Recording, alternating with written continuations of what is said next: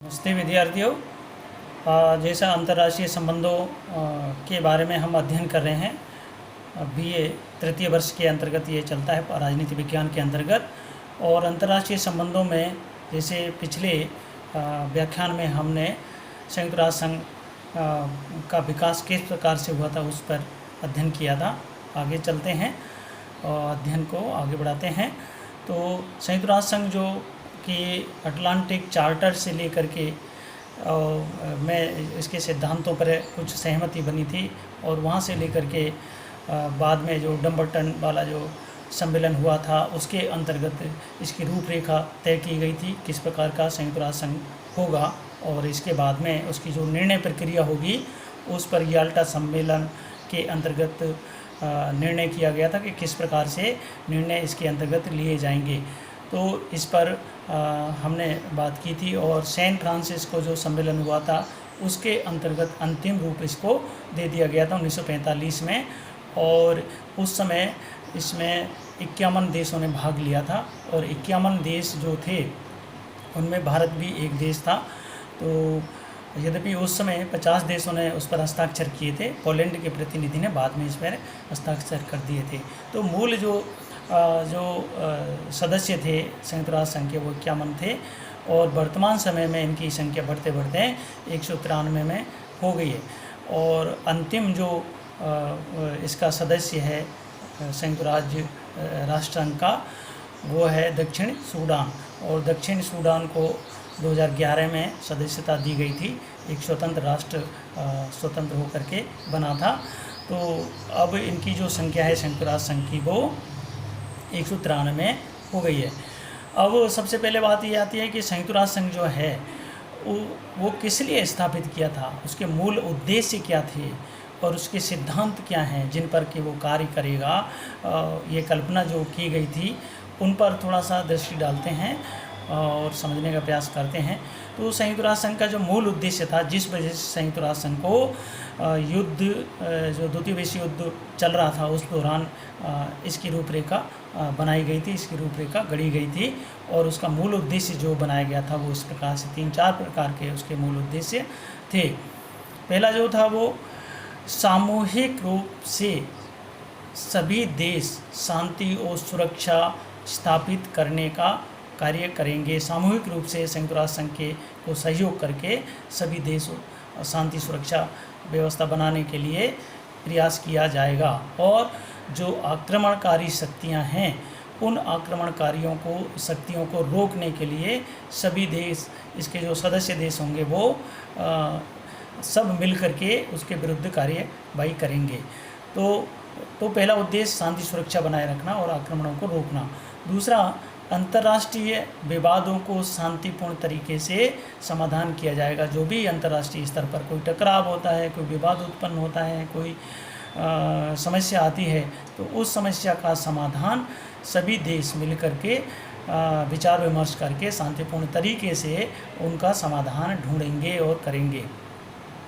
तो ये दूसरा उसका मूल उद्देश्य हो गया। तीसरी बात जो है कि राष्ट्रों की स्वतंत्रता का समर्थन करेंगे और उपनिवेशवाद को पूरी तरीके से समाप्त किया जाएगा, और उपनिवेशकारी जो शक्तियां हैं उनको रोका जाएगा, और सभी देशों को की स्वतंत्रता का समर्थन किया जाएगा, उपनिवेशवाद को रोका जाएगा। तो इस प्रकार से जो साम्राज्यवादी प्रवृत्तियां हैं वो साम्राज्यवादी प्रवृत्तियां किसी भी देश को गुलाम न बनाएं, इसके लिए भी संयुक्त राष्ट्र संघ ने अपना उद्देश्य रखा और उसके क्षेत्र में कार्य करेगा। तो इस पर भी सहमति बनी। और एक और उद्देश्य जो इसका रखा गया था, जो कि अभी तक जो राष्ट्र संघ था वो केवल राजनीतिक जो कार्य थे उनके लिए राष्ट्र संघ का उद्देश्य था, लेकिन संयुक्त राष्ट्र संघ के अंतर्गत अन्य चीज़ों को भी इसमें जोड़ दिया गया था। जैसे सामाजिक, आर्थिक, सांस्कृतिक, शैक्षणिक, मानवीय कार्य क्षेत्रों में भी कार्य किया जाएगा। विकास से संबंधित कार्य किया जाएगा। शिक्षा के क्षेत्र को आगे ले जाएंगे। वैज्ञानिक दृष्टिकोण को बढ़ावा दिया जाएगा। सांस्कृतिक जो नया जो मॉडर्नाइजेशन है उसको लाया जाएगा। आर्थिक क्षेत्र में सभी देशों को विकास करने में सहयोग किया जाएगा। जो पिछड़े हुए देश हैं उनको भी आगे लाने का कार्य किया जाएगा। सामाजिक क्षेत्र में भी जितनी भी कुरीतियाँ या समस्याएं हैं उन समस्याओं का के लिए समाधान के लिए प्रयास किए जाएंगे, उनको भी दूर किया जाएगा। तो इस तरीके से सामाजिक, आर्थिक, सांस्कृतिक, मानवीय आदि ये सारे कार्य भी संयुक्त राष्ट्र संघ ने करने के लिए जिम्मेदारी ली या उसका उद्देश्य रखा था। तो मूलतः और इसी वजह से इसका जो क्षेत्र है, इसका जो स्कोप है कार्य करने का, वो बहुत ज़्यादा विस्तृत हो जाता है इस कारण से। तो इसके बाद में जो संयुक्त राष्ट्र संघ के उद्देश्य के बाद में जो उसके सिद्धांत थे जिन पर के उनको कार्य करना है, और ये जो सिद्धांत हैं उनका वर्णन चार्टर के धारा 2 के अंतर्गत किया गया है, अनुच्छेद 2 के अंतर्गत इनका वर्णन किया गया है। और ये इस प्रकार से हैं कि इसका प्रधान आधार छोटे बड़े जितने जो देश हैं उनके साथ में समानता का स्तर रखा जाएगा और सबको सर्वोच्च सत्ता के सिद्धांत को स्वीकार किया, सबके सर्वोच्च सत्ता के सिद्धांत को स्वीकार किया जाएगा। अर्थात छोटे बड़े जो भी राष्ट्र हैं वो समान होंगे, कोई बड़ा कोई छोटा या किसी को प्रभावशाली किसी को कम प्रभावशाली, इस तरीके से कोई भेदभाव नहीं किया जाएगा। संयुक्त राष्ट्र संघ की तरफ से सब जो है अपने मामले में सर्वोच्च होंगे और सब जो राष्ट्र हैं वो समान होंगे। तो समानता के सिद्धांत को इसके अंतर्गत स्वीकार किया गया है। दूसरी बात यह है कि सभी जो सदस्य देश हैं उनसे आशा की जाती है कि वो संयुक्त राष्ट्र संघ के जो चार्टर हैं, जो भी जिम्मेदारी उनके लिए दी जाती है, उन सब का ईमानदारी से पालन करेंगे और उसके जो कानून बनाए हुए हैं चार्टर के अंतर्गत उन सब का वो पालन करेंगे। तो इस तरीके का ये भी सिद्धांत है कि जो देश हैं वो सब संयुक्त राष्ट्र संघ की जो भावनाएं हैं, उसकी जो उसके जो भी दायित्व जिम्मेदारियां दी जाती हैं वो हैं, उन सब का ईमानदारी से पालन करेंगे, कानूनों का पालन करेंगे ईमानदारी से। इसके अलावा जो एक और सिद्धांत है, सभी सदस्य अंतर्राष्ट्रीय झगड़ों का निपटारा शांतिपूर्ण तरीके से करेंगे। ये इस सिद्धांत को भी उन्होंने स्वीकार किया कि किसी भी प्रकार का जो विवाद हो जाता है उसका निपटारा शांतिपूर्ण तरीके से किया जाएगा।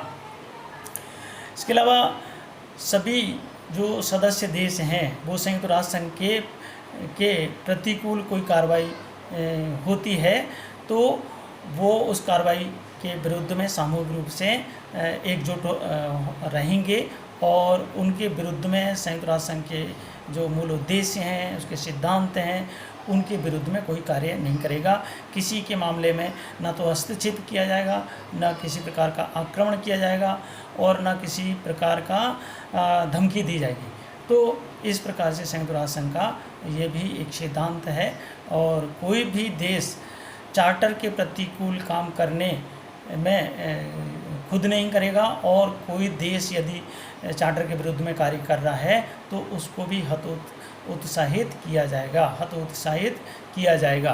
तो इस प्रकार से उनको भी रोकने का कार्य किया जाएगा इसके अंतर्गत ये सारे सदस्य देशों के द्वारा। संयुक्त राष्ट्र संघ के गैर जो सदस्य हैं, जो संयुक्त राष्ट्र संघ के सदस्य हैं वो तो इनको पालन करेंगे ही, किंतु जो सदस्य नहीं हैं उन देशों से भी शांति सुरक्षा बनाए रखने का कार्य करवाने के लिए उनको भी प्रोत्साहित किया जाएगा, उनको भी शांति और सुरक्षा बनाए रखने के लिए प्रेरित किया जाएगा। ये भी अब संयुक्त राष्ट्र संघ के सिद्धांतों के अंतर्गत निर्धारित किया गया है। तो इसके अलावा जो संयुक्त राष्ट्र संघ है उसके जो सदस्य देश हैं और या खुद संयुक्त राष्ट्र संघ किसी के घरेलू मामलों में हस्तक्षेप नहीं करेगा, बिना बात के घरेलू मामलों में हस्तक्षेप नहीं करेगा, ना तो सरकार को गिराएगा, ना गृह युद्ध में किसी प्रकार की प्रेरणा देगा, ना ही वहाँ पर किसी प्रकार का मनमाने तरीके से सत्ता स्थापित करने का कार्य करेगा। तो कोई भी हस्तक्षेप किसी देश के आंतरिक मामले के अंतर्गत नहीं किया जाएगा। तो इस प्रकार से संयुक्त राष्ट्र संघ के जो उद्देश्य हैं, उनके जो सिद्धांत हैं उनको निर्धारित किया गया है इसके अंतर्गत। अब ये बात आती है कि संयुक्त राष्ट्र संघ की जो स्थापना की है उसका जो कार्यालय है, जैसा कि हमने बताया न्यूयॉर्क के अंतर्गत 1946 से न्यूयॉर्क के अंतर्गत इसका स्थायी कार्यालय बना दिया गया है और उस स्थायी कार्यालय में बहुत सारे कर्मचारी कार्य कर रहे होते हैं और हर साल उसकी मीटिंग बुलाई जाती है उनकी विचार विमर्श के लिए। महासभा का जो जो मीटिंग होती है, उसकी जो सम्मेलन होता है, उसमें सारे सदस्य देशों द्वारा भाग लिया जाता है। इसके अलावा जो इसके छः अंग हैं संयुक्त राष्ट्र संघ के, महासभा है, सुरक्षा परिषद है, न्यास परिषद है, अंतर्राष्ट्रीय न्यायालय है, सामाजिक आर्थिक परिषद है इत्यादि, ये 6 प्रकार के अंग संयुक्त राष्ट्र संघ के हैं। तो इन संयुक्त राष्ट्र संघ के जो अंग हैं, इनके जो कर्मचारी होते हैं, इनके जो सदस्य होते हैं, उनकी मीटिंगें समय समय पर होती रहती है और इनकी जो कार्यक्रम है उनको लागू करने के निर्णय इनके अंतर्गत लिए जाते हैं और निरीक्षण का कार्य भी इनके द्वारा किया जाता है। तो सबसे बड़ी बात ये आती है कि इसमें जो कर्मचारी होते हैं और इसके अंतर्गत जो भी कार्यक्रम सम्मेलन आयोजित किए जाते हैं, उन सब कर्मचारियों के का वेतन कहाँ से दिया जाए, उनकी जो सम्मेलन किए जाते हैं उनका खर्चा कौन उठाए, और संयुक्त राष्ट्र संघ के जो सचिवालय के अंतर्गत जो ऑफिसेज हैं उनका मेंटेनेंस कैसे किया जाए, इसके लिए जो खर्चा है वो कहाँ से आएगा। तो सबसे पहले इसके लिए एक बजट का निर्माण किया जाता है, एक बजट निर्धारित किया जाता है। जो संयुक्त राष्ट्र संघ के सदस्य देश हैं वो इसमें अपना अंशदान देते हैं, और अंशदान जो दिया जाता है तो उसका निर्धारण महासभा के द्वारा किया जाता है कि किसको कितना अंशदान दिया जाना है। और महासभा के सहयोग के लिए 2-3 समितियां होती हैं जो उसको इन मामलों में जो अंशदान है उसका निर्धारण करने में सहयोग करती हैं। तो जो और अनुदान जो सदस्य देश देते हैं उनका निर्धारण इस प्रकार से किया जाता है कि जो खर्चा संयुक्त राष्ट्र संघ का होता है उसका अधिकतम 25% दिया जा सकता है किसी देश के द्वारा, और न्यूनतम 0.01% दिया जाना चाहिए। तो इन दोनों ही फिगर के बीच में किसी भी देश के द्वारा जो अंशदान दिया जाता है उसका निर्धारण किया जाता है। और इसके लिए सबसे बड़ी बात यह है कि उस देश की जीडीपी को देखा जाता है, प्रति व्यक्ति आय को देखा जाता है, और उसके द्वारा अंशदान देने की क्षमता को देखा जाता है, और वहाँ की जो जनसंख्या है उसको भी ध्यान में रखा जाता है। इन चीज़ों के आधार पर किसी देश के अंशदान के बजट का निर्धारण किया जाता है।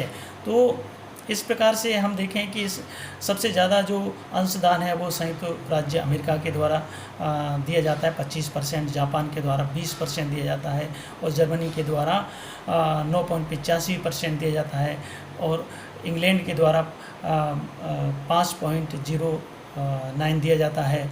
इसी प्रकार से कनाडा के द्वारा 2.73 दिया जाता है, रूस के द्वारा जो अंशदान दिया जाता है वो 1.07 दिया जाता है, और इसी प्रकार से फ्रांस के द्वारा 5.5% दिया जाता है, इटली के द्वारा भी 5.5% के आसपास दिया जाता है। और जब भारत की बात आती है तो सबसे बड़ी बात यह है कि भारत इतना बड़ा देश होते हुए भी और इसका मूल सदस्य होते हुए भी आज भी इसकी जीडीपी और इसकी जो प्रति व्यक्ति आय है वो काफ़ी पीछे है, और जबकि यहाँ की जनसंख्या बहुत ज़्यादा है, और फिर भी इसके लिए जो अंशदान का निर्धारण है वो लगभग 3.3% के आसपास ये अंशदान दे पाता है। इतना ही इसमें सक्षमता है, और इतना ही 0.3% के आसपास ये अंशदान दे पाता है। तो आज भी भारत बहुत पीछे है विकास की दृष्टि से। तो जो संयुक्त राष्ट्र संघ है उसके जो बजट है वो प्रति 2 वर्ष में एक बार उनका पुनर्निरीक्षण किया जाता है। बजट जो है महासभा में महासचिव के द्वारा, जो यूएनओ का महासचिव होता है, इसके द्वारा प्रस्तुत किया जाता है, और उस पर जो एडवाइजरी कमेटी होती है उसके द्वारा सजेशन दिए जाते हैं, की समीक्षा की जाती है, और जो कार्यक्रम निर्धारित किए जाते हैं उसके लिए कार्यक्रम एवं समन्वयक समिति होती है, उस समिति के द्वारा इसकी समीक्षा की जाती है। और इसके अलावा एक जो कंट्रीब्यूशन कमेटी होती है कि जो निर्धारित करती है कि किससे कितना अंशदान लिया जाना है। तो ये महासभा के सहयोग के लिए 3 प्रकार की कमेटियां होती हैं, और इस प्रकार से संयुक्त राष्ट्र संघ के कार्यालय कार्य करता है। आज इतना ही, बाकी का आगे। धन्यवाद।